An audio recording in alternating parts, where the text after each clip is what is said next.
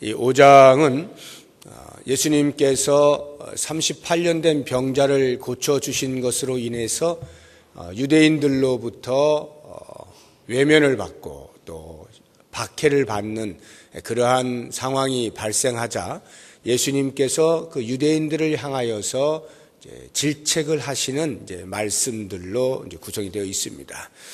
19절에서부터 오늘 우리가 읽은 47절까지가 예수님의 말씀들인데 이제 그 마지막 부분을 우리가 보게 되면 왜 유대인들이 예수님을 영접하지 못하고 미워하고 박해하고 심지어는 죽이려고 하는 생각까지 갖게 되었는가 하는 부분을 알게 됩니다. 예수님이 두 가지로 지적을 하시는데요. 하나는 하나님의 말씀을 연구하는 자들이지만 유대인들이 하나님의 말씀을 연구하는 자들이지만 정작 그 말씀이 말하고 있는 핵심은 놓치고 자신들이 생각하고 있는 성경에서 무엇인가를 얻겠다라고 하는 잘못된 깨달음을 가지고 예수님을 믿지 못하게 된다라고 하고 말씀을 하시는 겁니다. 실제로 그들은 영생을 얻기 위해서 성경을 많이 연구합니다. 율법 학자들이 있죠. 바리새인들은 그 누구보다도 하나님의 말씀을 많이 연구하고 그 말씀을 지키려고 애를 썼던 사람들이고요. 그 당시에 랍비들이라 해서 성경을 전문적으로 연구하는 수없이 많은 사람들을 통하여 유대인들이 회당에서 늘 그 말씀을 듣고 배우고 했던 것입니다. 그럼에도 불구하고 그 영생을 얻으려고 읽고 듣고 배우고 연구하던 그 성경에서 정작 말씀하고자 하는 생명의 주인 되신 예수 그리스도는 놓쳤다.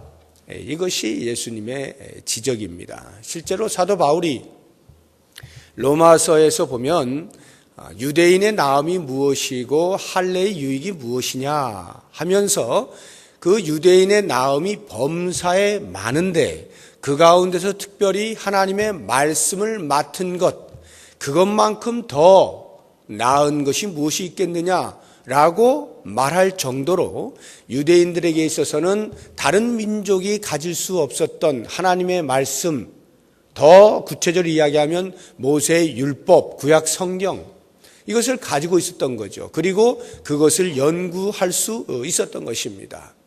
그럼에도 불구하고 오늘 예수님의 말씀을 보게 되면 그렇게 열심을 다해서 영생을 얻고자 성경을 연구하고 있지만 정작 생명의 주인이시고 영생을 주실 수 있는 분이시고 그 성경이 증언하고 있는 나에 대해서는 너희들이 거부하고 있으니 어찌 너희들이 말씀을 아는 자라고 할 수 있겠느냐.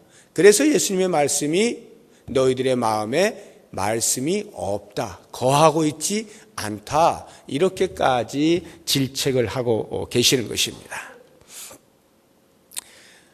우리가 성경을 손에 쥐고 원하면 언제든지 읽을 수 있는 시대를 살아가고 있습니다. 불과 1세기 전만 해도 그렇지 않았죠. 우리가 초창기에 선교사들을 통하여서 하나님의 말씀을 배우고 할 때만 해도 이 성경이 이렇게 다 번역되어져서 아무 때나 우리가 읽고 싶을 때 읽고 할 수 있었던 그런 그 상황이 아니었습니다. 쪽복음이라 해서 하나씩 파편적으로 번역되어진 것들이 우리나라에 들어오고 그것을 살펴보고 이런 식으로 하다가 점점 전체가 다 번역이 되어져서 오늘날에는 우리가 언제든지 성경 66권을 원하는 대로 읽을 수가 있고 연구할 수가 있게 된 것입니다. 이런 놀라운 은혜가 우리나라에 임하고 있고요. 앞으로도 계속해서 하나님의 말씀, 이 성경은 끊임없이 우리의 손 안에서 떠나지 아니하고 계속 읽혀지게 될 것입니다. 지금도 여전히 우리는 하나님의 말씀을 읽고 듣고 배우고 있고 또 성경 연구라고 하는 것을 통해서 제자훈련을 통해서 수도 없이 많이 하나님의 말씀을 배우고 있습니다. 이와 같은 우리의 행위가 만약에 성경이 증언하고 있는 핵심인 영생의 주인, 영생을 수여하시는 분, 생명 그 자체이신 예수님을 제대로 알지 못하고 성경에서 주는 다른 유익들만 얻고자 한다면 그것은 성경을 모르는 것보다 못한 결과를 갖게 됩니다. 실제로 오늘날 성경을 연구하면서도 예수님은 거부하는 사람들이 없지 않습니다. 아니, 우리 교회 안에서 우리가 예수님을 사랑한다 하고 예수님을 믿는다 하고 성경을 배우고 있는 우리들조차도 정말로 이 하나님의 말씀을 배우는 가운데에서 예수님을 더 많이 알아가고 예수님을 더 많이 닮아가고 예수님의 자리에까지 이루고자 하는 그것이 별로 없이 또 다른 어떠한 우리가 성경을 연구함으로써 얻게 되어질 유익에 더 관심이 많이 있을런지도 모릅니다. 예를 들면 하나님의 말씀을 배우면서 우리의 모난 성격들이 좀 유하게 되어지고 고상한 성품으로 바뀌어지게 되고 좀 더 윤리적이고 도덕적인 사람이 되는 것, 인격의 수양, 이러한 것들 또는 좀 더 우리가 그런 일반적인 것 말고라도 하나님의 말씀을 많이 알므로써 오게 되어지는 지적인 만족, 어떤 종교적 유희, 이런 것들이 우리가 의도하지 않게 하나님의 말씀을 배우는 가운데 그런 것들에 더 많은 관심이 가고 정작 성경의 핵심인 예수 그리스도에 대해서는 그렇게 높은 관심을 갖지 않은 채 성경을 대할 수도 있다는 것이 오늘 우리가 이 유대인들을 향한 예수님의 지적을 통하여서 우리 자신을 돌아보아야 할 교훈이라 생각이 되어집니다. 우리가 하나님의 말씀을 가까이 하는 것, 하나님의 말씀을 많이 아는 것은 다른 그 어떠한 것보다도 우선하여 가장 중요하게 핵심적으로 놓치지 말아야 할 것이 예수님을 더 많이 알아가는 것입니다. 예수님을 알면 알수록 예수님을 믿지 아니할 수가 없게 되어지고 예수님을 믿는다 하는 것이 그 예수님을 더 많이 알아가고자 하는 열정으로 나아가게 되고 계속해서 예수님을 쫓아가는 삶으로 나아갈 수 있게 되는 이것이야말로 우리가 성경을 대하는 가장 근본적인 목적이 되어야 한다 하는 것입니다. 그렇게 될 때 예수님을 많이 알아가고 예수님을 따라가는 삶을 살고자 할 때 우리가 부수적으로 얻을 수 있는 인격의 수양도, 도덕적인 사람도, 철학적인 사고도, 지적인 만족도 따라오게 되어지는 것이죠. 중요한 것은 예수님을 내가 얼마나 더 많이 알아가고 있는가, 예수님의 그 장성한 분량이 충만한 데까지 우리가 이르도록 주의 말씀을 사모하고 배우고 있는가 하는 부분들을 점검해 보면 좋겠고요. 또 한 가지 예수님께서 그들을 질책하고 있는 왜 너희들이 나를 믿지 못하느냐라고 할 때에 그 이유를 설명해 주시는 것이 너희가 하나님을 사랑하지 않기 때문이다. 이렇게 말씀하는 42절이죠. 다만 하나님을 사랑하는 것이 너희 속에 없음을 알았노라. 예수님은 전지하신 분이기 때문에 그들의 마음을 아시죠. 그런데 놀랍게도 하나님을 사랑하는 마음이 없다는 거예요. 이것은 유대인들이 들을 때 대단히 충격적인 말입니다. 왜냐하면 다른 건 몰라도 그들이 우리가 하나님을 얼마나 사랑하느냐라고 하는 것으로 자부심을 가지고 있는 사람들이거든요. 하나님만 섬기는 유일신앙을 조상 대대로부터 흐트러뜨리지 아니하고 지켜왔던 그 유대인들입니다. 하나님만 섬기는 거예요. 하나님만 경배하는 거예요. 하나님께만 제사를 드리는 겁니다. 하나님을 그 누구보다도 사랑한다고 하는 유대인들을 향하여 너희가 하나님을 사랑함이 없는 것을 내가 알았다. 이렇게 말씀을 하고 있는 것입니다. 큰 충격이죠. 왜 유대인들이 하나님을 그토록 잘 믿고 잘 섬기고 사랑한다 함에도 불구하고 예수님으로부터 이런 지적을 받을까? 예수님께서 그 이유까지 설명을 해 주십니다. 다른 이유가 아니라 너희가 너희의 영광에만 관심이 있고 하나님께 영광을 올리는 것 또는 하나님께로부터 오는 영광에 대해서는 관심이 없기 때문이다. 44절 말씀이죠. 너희가 서로 영광을 취하고 유일하신 하나님께로부터 오는 영광은 구하지 아니하니 어찌 나를 믿을 수 있느냐. 하나님을 사랑하는 마음이 없다는 것은 곧 하나님께로부터 온 영광이신 예수님을 믿지 않는다는 거죠. 예수님이 하나님의 영광이잖아요.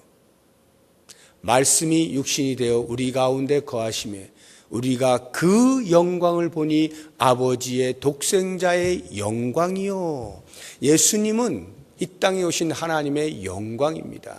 그런데 정작 유대인들은 하나님을 사랑한다 하면서도 하나님께로부터 온 그 영광을 알지 못하고 오히려 배척하고 죽이려고 하는 이러한 자리에까지 이르게 된 것입니다. 하나님을 사랑하지 않기 때문이죠. 굉장히 무서운 말씀 아닙니까?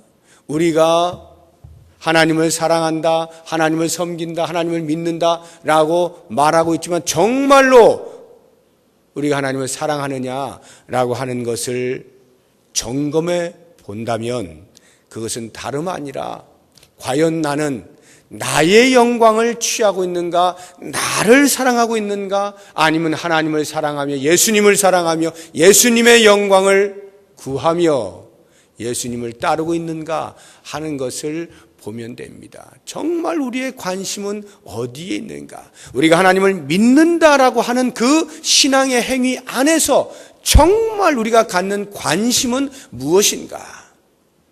하나님을 사랑하는가? 혹시 나의 영광을 구하고 있지는 아니한가? 나를 사랑하고 있지는 아니한가? 신앙의 모든 행위가 나를 중심하여져서 움직여져 가고 있지는 아니한가 하는 부분을 점검할 필요가 있습니다. 그래서 예수님께서 아무든지 나를 따라오려거든 자기를 부인하고 자기 십자가를 지고 따라야 할 것이다 말씀하는 이유가 거기 있는 거예요. 왜 자기를 부인하라 합니까? 사람들은 자연인으로서의 본성은 언제나 자기를 사랑하게 돼 있고 자기를 중심하여서 모든 세계를 바라보고 있기 때문에 그 모습으로는 참으로 예수님을 온전히 따라 살 수가 없다는 말씀이에요.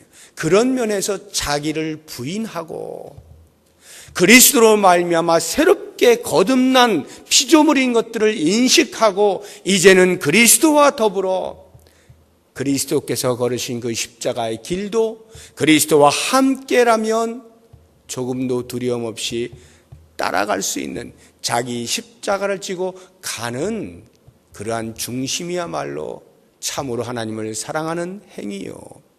그것이 곧 하나님께 영광을 돌리는 삶이라 이것 아니겠습니까? 우리가 유대인들의 모습을 보면서 그들은 말씀이 없던 자들도 아니고 하나님을 섬기지 않는 자들도 아니었습니다. 그 누구보다도 말씀에 앞선 자들이었고 하나님을 사랑한다 하던 자들이었습니다. 그럼에도 불구하고 그것의 증명으로서의 예수 그리스도를 영접하지 아니하고 거부하고 박해하고 죽이려고 하는 것을 보면 우리에게도 우리의 신앙의 행위 가운데에서 자칫 잘못하면 유대인과 같은 실수를 범할 수도 있는 것임을 기억할 때 이 새벽에 우리가 이 말씀을 통하여서 도전을 받으면서 기도하는 것은 그 무엇보다도 주의 말씀을 온전히 이해할 수 있게 해주십시오. 깨닫게 해주십시오. 예수님을 더 많이 알아가는 삶이 되게 해주십시오. 예수님을 알아가면 알아갈수록 예수님을 닮아가는 삶을 살게 해주십시오. 이와 같은 기도의 제목으로 뿐만 아니라 내 영으로 하나님을 사랑하며 하나님을 섬기며 하나님을 믿는다라고 할 때 그 무엇보다도 예수님이 나의 구세주인 것을 만천하에 선포하고 고백하고 증거하고 나 자신을 부인하고 날마다 내게 주어진 십자가를 지면서 겸손히 예수 그리스도의 발자취를 따라 가도록 작정할 수 있는 그러한 기도의 시간이 되시기를 주의 이름으로 부탁드립니다. 기도하겠습니다.